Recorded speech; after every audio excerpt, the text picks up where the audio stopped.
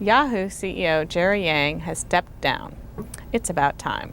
I'm Julia Angwin, technology editor at the Wall Street Journal. I'm here with Scott Kessler, equity analyst at Standard & Poor's. Scott, tell us, what took so long? Julia, I couldn't tell you honestly. When Jerry Yang was announced as the incoming CEO, we were surprised and frankly thought that it wouldn't necessarily be a position that he would hold for a long amount of time, notwithstanding, I think, his indications in June of 2007 and throughout the last year and a half. The bottom line is that Yahoo has had misstep after misstep, mistake after mistake, and frankly, I think it was about time is right. My view is that he mistakenly focused Yahoo on technology, and somebody needs to come in and run it like a media company and sell ads and make money. Who can do that?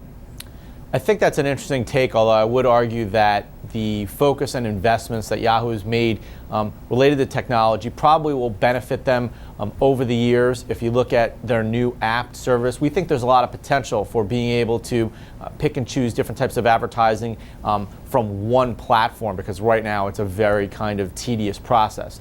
Notwithstanding that, I think that your point is well taken, because at its core, Yahoo is about taking that 500 million users and monetizing them with advertising, and it's something that they've gotten away from a little bit over the last year and a half. So I would expect that they would look to bring someone in who has the following characteristics. Number one is someone known for quick and aggressive decision making.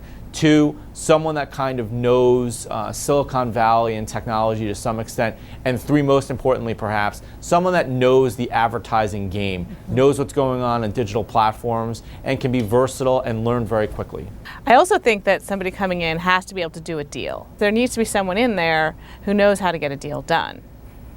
Yeah, I agree. And actually, the interesting thing is I think almost anyone else is going to be better positioned to do some type of transaction with Microsoft and frankly other potential partnerships that are out there. And the reason for that is it became abundantly obvious, at least to us, that through the process that started, from what I understand, more than 2 years ago in terms of Microsoft's interest in Yahoo, is that really Jerry Yang seemed to want to do anything possible to kind of keep Microsoft at bay. And a lot of that we think was due to the fact that he founded Yahoo, he built the company into what it had become, and I think he was reticent about relinquishing that independence no matter how much money was thrown at him. I think anyone else, because of that independence and a fresh start that they're going to have, is going to be empowered to make those types of decisions more easily. Right. He was taking the ideological approach, and now we need the pragmatic approach. And some of the candidates that are out there, I want to throw them by you. So one of them is Peter Chernin. He's run News Corp's LA operations. He's a consummate Hollywood exec, but he's a rare breed in that he actually gets the internet and technology.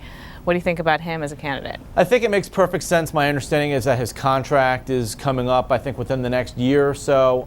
In June. The other point that I would highlight is that Yahoo had mixed success with the last kind of Hollywood CEO to come in, and so there might be some resistance related to that to some extent. Well, we have to wrap up, but thank you so much for joining us. Thanks a lot, Julia. I'm Pleasure. Julia Angwin at the Wall Street Journal.